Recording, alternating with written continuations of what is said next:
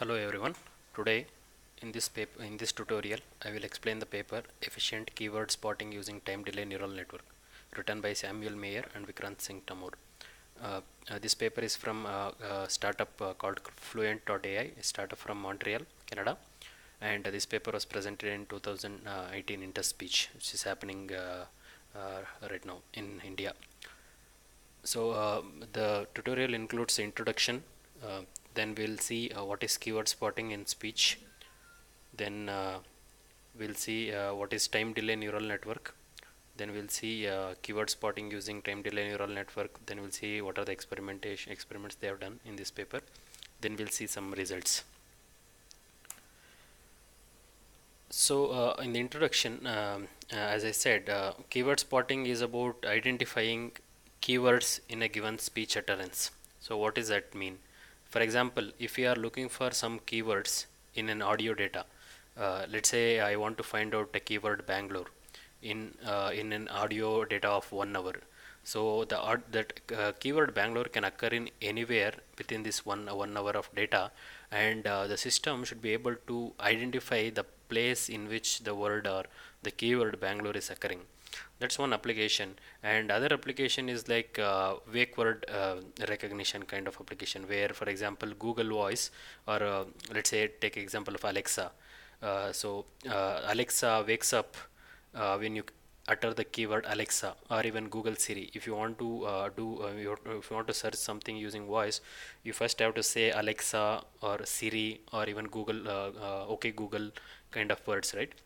So those words are called wake words, and the system or the keyword spotting system will always be processing these audios which is spoken by people, and it finds out wherever the keyword, for example okay Google occurs, and they will know, okay, somebody has spoke okay Google, and we should start their speech engine or speech to text engine. So that is another application of keyword spotting. So one is about searching the data using searching the data or archive data of a lot of speech data, where archive data in which the keywords are occurring, and another thing is wake word recognition kind of application. So in this paper we will see how to use time delay neural network to to spot any keyword which is of interest for us. And there are a lot of work in this domain. People are there is one complete domain. I mean, a lot of people working in keyword spotting. There is a lot of there are many groups which are working only on keyword spotting, where they are interested in this kind of application. And a lot of work has gone into improving keyword spotting system today. So before, people were using DNN posteriors to find out the keywords, or phoneme sequence to identify the keywords. And people have recently started using convolutional neural network based spotting, then recurrent neural network based spotting, along with the CTC. And this paper shows how to use time delay neural network for spotting the keywords. And and they show how their system is better than the convolutional neural network based keyword spotting on their own data set, and as well as some public data set, and the in-house data set where they have collected some data manually or even some automatic methods. And they have showed the results also on some publicly available data set for reproducible research. And they also prove that time delay neural network seems to reduce the latency of the spotting time.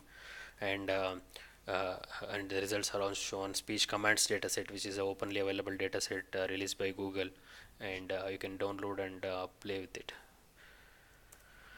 Now, what is keyword spotting? As I said, keyword spotting is about spotting particular keywords of interest in the audio stream lively, if you want to do it in live data, or you can, if you are interested in searching some specific words yeah, occurring in the archive data, you can just process them and find out where the places where these keywords are occurring. And wake word recognition, as I said, can be used to wake up any device which is like Google Voice, Google Voice, where you use OK Google to wake up the Google speech recognition. Then you can use, I mean, in Siri you can say Siri, and in Alexa you can utter Alexa. So that is an application of keyword spotting.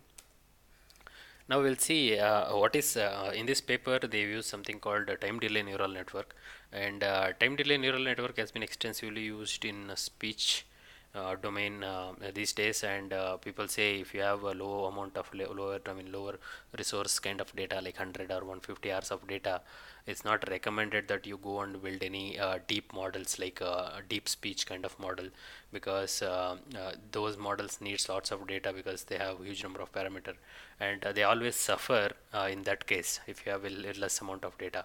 But in that case, the state of the art system as of today is something called time delay neural network, which is almost similar to kind of similar to LSTM, because that also captures long range dependencies of the speech frame, but and this also does the same thing, but they are altogether different. The function wise they may sound similar, but they are kind of different. So as you can see, this is one example of time delay neural network, which this picture is taken from the original paper for speech recognition, where they used this time delay neural network, and they show it gives state of the art result on some speech data set. And even today state of the art system is time delay neural network, at least in low resource data. So what is there in time delay neural network is you have some input features. So we can think of these small red boxes at the lower layer as feature vectors, and you can take, let's say here they have taken some 21 feature vectors, so which is like taking 200 milliseconds of audio, but in the reality it will be more than that. So let's assume you have this long some 200 millisecond of audio, and so here the this is the reason why where we are saying we are capturing long range dependency, unlike in normal DNN, deep neural network, where we have frame by frame processing. Here you can put lots of frames of around frames like 500 frames or even 600 frames, or of that type, and all process all of them at once, and get the prediction for that segment. So it's like processing segment level segment level audio data kind of thing. So what is happening here is we have this input frames, some context window, let's say some 20 frames, and we have something called filters, local filters, which will operate locally. For example, you see these five red lines, which operate on this five frames and gives you one prediction, one output, and you can move that filter, and you can again get another output. Again, move that filter. It's kind of filter. I think of that as a filter because it's capturing the five frames here and predicting one frame, predicting one output. So and these weights of these lines, right? They are all similar across this time.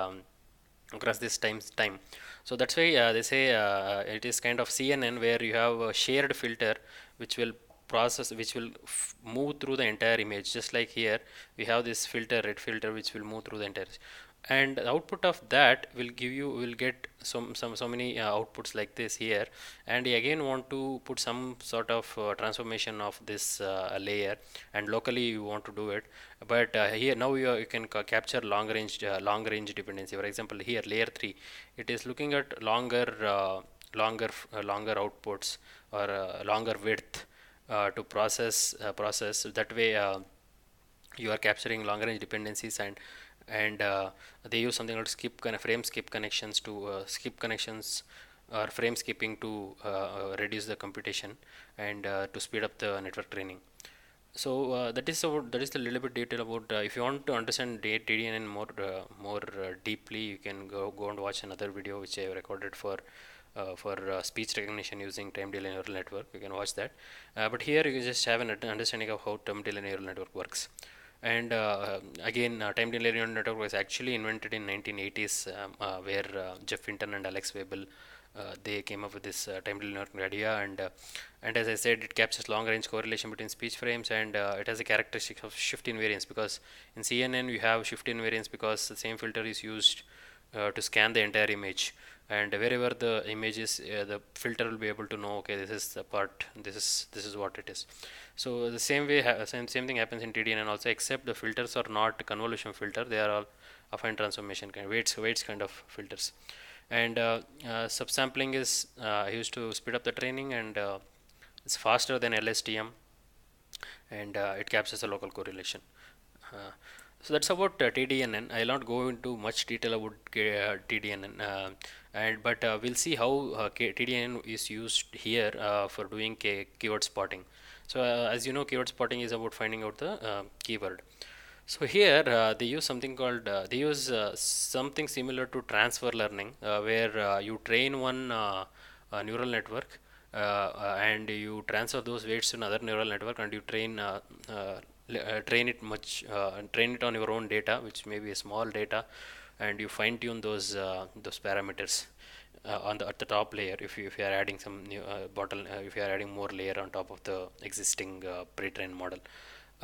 Something similar is happening here, but it's not exactly similar transfer learning, which happens maybe in computer vision, where you take some pre-trained CNN extract feature and you fit SVM. That's not the case here. So here they have something called first neural network, which is kind of deep neural network, which is here it's a 4-layer neural network.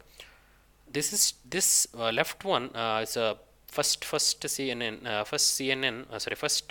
which is trained for something called speech recognition. It's not exactly speech recognition. What they do is they take a feature window of 11 cross 41. So this 41 is the feature dimension, 11 is number of frames you are taking from the audio. So 11 frames, in the sense you can you can stay at let's say you have a anchor frame, and you take left 5 frame and right 5 frame, and you give that matrix to you just flatten it first to get a vector, instead convert that vector matrix into vector. Then you feed that to 128 dimension hidden layer, and so on, so on, so on. So at the end, what you want to do is you want to do phoneme classification. Here the phoneme classifications here is not exactly similar to the speech recognition phoneme classification, where there you will have a triphone classification or CNON classification, which is like a huge triphone. When I say, it will be thousands of phonemes, but here it is only monophone classification. So what they do is they get some alignment from GMM HMM, and they get the alignments for phoneme level alignment, which is monophone level alignment, and they use that data to train to train uh, the deep neural network. And what they do is they take the output of this phone NN, and they give it to softmax and try to classify which phoneme it is. But the softmax here is maybe 130 dimension or 132 dimension, what they mention in paper. So it classifies every 11 frames into one of the phoneme class, monophone class. Then they construct the TDNN like this here. This is after you train this, then you can go and start training this. This is the actual keyword spotting system. This is just like the pre-trained kind of model, which is trained for LVCSR on large data. And I'm not sure if they mention the data. I don't think so. They mention what kind of data they train on, maybe Libre speech kind of data. But once the weights are updated and the network is trained for convergence, they take this red box here, and they put it here. This phone NN is some DNN model, which will have this 4-layer. Now what you want to do is you want to apply TDNN. So as I said, TDNN you will take very long context. Here they are taking actually 80 context, 80 frames. Here it was only 11 frame. That is the disadvantage of using DNN over TDNN, where you can't put long vector of input feature. So this is limited. But here what you can do, you can take this 80 context, each 80 vector, each feature vector, and each vector is having dimension of 41. Now you apply the same TDNN, but in same TDNN kind of thing. But what we are doing is we are taking these 5 frames and giving it to 11 frames, and we are giving it to phone NN1. Next we move the window and we give it to the same. This is actually replica. This phone NN is a replica here. So you will get 70 into 70 number of phone NNs, right? So because you have context window of 10, and if you shift it one by one, you will can shift only by 70 times. So you have 70 phone NNs, and each one having the same weight. Actually, it's a repetition here, just like I always said in the TDNN, where we have shared weight. Then once we pass this full 80 cross 41 matrix here, we get 70 cross 132 matrix here, because the output of phone NN is 132. Then what we do, this is also kind of feature matrix here. You have 70 rows and sorry, you have 70 rows and 170 132 columns. What you want to do is, you want to do pooling here. You don't want to put this entire thing onto a feed forward neural network. 70 into 132 is a very big number. So instead of feeding that, what they do is they apply some sort of max pooling for every 5 frames. So with a stride of 4. So when they apply for every 5 frame, if they apply max pooling, they get one layer for every, sorry, one feature vector for every 5 vectors here. So 5 132 dimension will become 132 dimension, and if they shift it by 4, stride 4, they get totally 17 cross 132 dimensional matrix. Now that's a matrix. I want to convert that to vector by doing full flattening. So if you multiply 17 by 32, whatever number you get, you feed that as input to the layer which is called word NN layer, which has the dimension 64, and you feed that output to another layer which has the dimension 2. Then at the end, you can put the output of this to a softmax, where it will classify the output as whether it's a keyword, spotted keyword, or it's a null keyword. So basically, when you are doing keyword spotting or wake code recognition, what you are interested is, you want to know which part of the speech segment has this keyword, right? So, and if you don't have, if any other speech segment where the keyword of interest is not there, then you can classify that as some dummy class. So here they call that class as let's say that's a null or unknown class. So unknown class will get activated whenever any speech data other than the keyword comes. But when the keyword comes, this the activation, there are two neurons here. One is for the actual keyword, and other is for the unknown words. So actual keyword gets activated when the keyword comes. Otherwise, this another one gets activated. But since we are processing segment by segment, we have to have some form of getting segment level keyword spotting probabilities. For example, this 80 cross 41 feature speech segment may have the keyword, but we are not sure if the keyword is of length 80 frames. It might be 1000 frames. So that time what they do is, they apply this moving average on the probability scores of these windows, and they try to find out whether actually the keyword happened or not by comparing the posterior moving averaged posterior with some threshold, right? So that happens if you have only one keyword. But you can ask the question, what happens if I have tens of keyword or hundreds of keywords?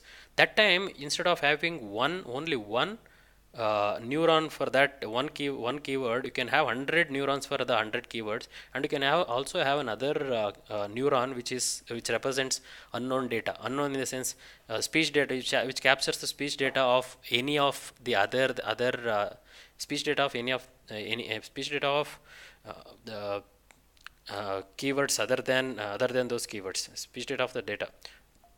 So so that is the whole thing about, that is the thing about word targets here. The word targets is how many ever words you want to spot. You can put those many softmax outputs, and here they are saying two, because their actual experimentation on their home so homegrown or their own data, which they have internally, which they are not exposing to us, has only two softmax here, because they want to, so all they want to do is, they want to find out if the word fluent occurred in the speech stream or not. So they have only two softmax here. That's why this is 2. But you have hundred, let's say 100 keywords to spot, then you can change this to 100 or 120, whatever dimension you want. So so That's all is happening in this paper. So what they're doing is they're training this phone NN separately to classify every 11 frames into one monophone, and I'll give you the specifications of the dimension and how many phoneme targets and all other thing in the coming slides. Here they what they do, they take this phone NNs and they use that as a pre-trained kind of network here, and they give the feature window of 80 cross 41. Then after they apply this to this phone NN, they get this feature matrix. They pull it for every 5 frames, and they reduce the dimension to this. Then they form some another small DNN here, and they try to classify that as one of the whether it's a keyword or not a keyword. This is called word NN, right? So that is the whole idea of this paper. So coming to the specifications of the network, you have phone, as I said, we have phone NN and we have word NN. So phone NN here is the left picture what I showed. It takes 451 dimensional feature vector, which is 11 into 41 is nothing but 451, and in output, first layer output is 128, and number of weights they are mentioning here, and the same thing happens in phone layer 2, phone in layer 3, phone in layer 4. Then you do what you do, you transfer this to word NN, sorry, not word NN, you transfer this to TDNN. Then you on top of that you put a word NN, which takes which takes here it's 17 cross 132 dimension input. Then it outputs 64 dimension feature hidden activation. Take the 64 hidden activation and get one another two hidden neurons activation. Feed that to softmax. That's all we're trying to do. And output, I mean, once we get the output, you can just train the network as usual, like use a SGD, stochastic gradient descent, to update the weights of this word NN. If they are using culti, they use natural stochastic gradient, and so those things. And in the experimentation details, so what is happening is they have 41 dimensional filter bank feature at the input layer, and those are extracted for every 25 millisecond window with a shift of 10 millisecond. Then phone NN takes 11 frames, 5 left, 5 right, and totally you will capture 125 millisecond of audio data over there. Then as I said, the data, in-house data what they are using has it's kind of simulated kind of data. They're taking 50 hours of data, and they're randomly adding or randomly concatenating the word fluent, because the company name is fluent.ai. I don't know why, maybe they are interested in this keyword, so they are just concatenating the word fluent to randomly concatenating that two random sentences with varying amplitude, and they are also adding noise to the data with a different SNR, and I'll show you the accuracy of the system with varying noise conditions. And they have 50 hours of training data, and this word fluent as happening 5930 times, 13 times, and 22 hours of testing data they have, and this many times the keywords is occurring, the word fluent. So coming to results, so for baseline or to compare their results with, so I mean compare this paper results with any existing system, they are using something called convolution neural network based keyword spotting, where they are showing that using the CNN, normal CNN, which is published in that other paper, where they have 122,000 parameters, and multiplications, number of multiplications per second is so much, which is quite high. And FRR is a false rejection rate on the clean data is 22.7, which is huge, which is high, and on the noisy data it is again worse. But they also see that since TDNN is processing around it's around 800 seconds of audio, sorry, milliseconds of audio but in every shot. For example, 800 millisecond audio goes and comes out a prediction. But the CNN which they have used gives predictions for every 300 millisecond. But we also know in speech that using context makes a lot of difference.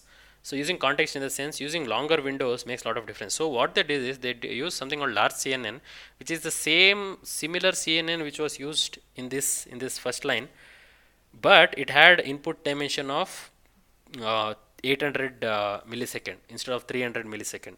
Now it is matching the TDNN. Now what happens? Suddenly number of parameters goes up because you're having input dimensions high, and then number of multiplications per second also goes high because you have large uh, number of data to process at every particular time. But the FRR reduces a lot. That's a one great advantage. But with noisy case, it's still suffering.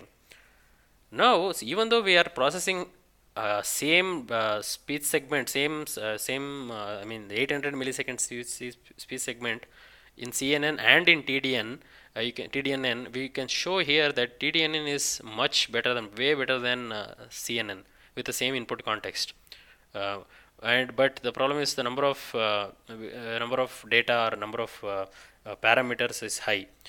But in CNNs, as we know, we don't need so much parameter because it's all convolution filter. But here we are, since we are using DNNs, we need more parameters. But number of multiplications per second is again low compared to CNN, and you can see it's like FRR is very low compared to, I mean, both in noisy case and in clean case. And they use some technique called skip connections. Skip connection in the sense frame skipping. So in TDNN, as we see in TDNN, you can do to speed up the network training or to even speed up the computation during inferencing, or even to reduce the power or saving storage size. We can use this something called skip connections or frame skipping, where we you can see only this uh, red parts are the processed ones, and these blue ones are all rejected in the sense they are all discarded, they are all dropped.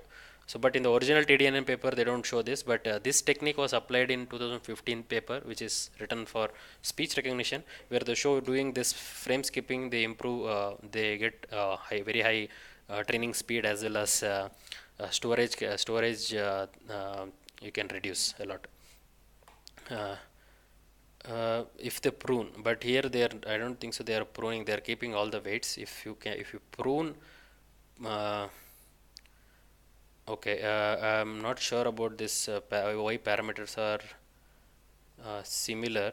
So maybe even if you do the frame skipping, you might not gain anything in storage, because maybe because you have the same filter moving across time. So if you do pooling or if you do skipping over time, you might not get any advantage. So yeah, that's exactly right. So why this is not changing is because even if you are doing skipping, the storage will not change, because the filters are shared over time. And if you do skipping over time, doesn't help in anywhere to reduce the storage. But you can see the number of multiplication reduces, because since you are doing skipping, so it's like half of the time reduction. And accuracy goes a little bit bad if you do skip, but that's okay, because it is still better than large CNN. And you will get speed up, but you lose a little bit accuracy. That was on a in-house data set which they collected for a keyword called fluent. And they also show some accuracy results on a publicly available speech data, which is called speech commands data set, released by Google 1 year ago, around a year ago. Not Yeah, I think around a year ago. And they show these guys have done some experiment with the speech data set also, where they show using CNN they get this much error rate, and with TDNN they get this very lower than the CNN. So there is another experiment they have done. There is something called derivative, because the original speech command data set has this speech commands which are like left, right, turn, on, off, and all. Each recording, each audio data is one keyword spoken by someone. Like that, you have 60,000 speech files. Each file is one word. But what they are interesting, these people are interesting, is they want to continuously stream or continuously process long audio data, and they want to find out if the keyword is occurring anywhere in that sentence or not. So for that, what they do randomly concatenate these files of the speech commands dataset, and they vary the amplitude of some of the words by a little bit, and they add noise to it, and they come up with this derived data, and they show that it still works better than normal CNN or The CNN from literature, I don't know which paper is that, but TDNN is shown to produce very good, give a very good accuracy. That's it for this paper, and thanks for watching the video. If you like it, please subscribe and like the video.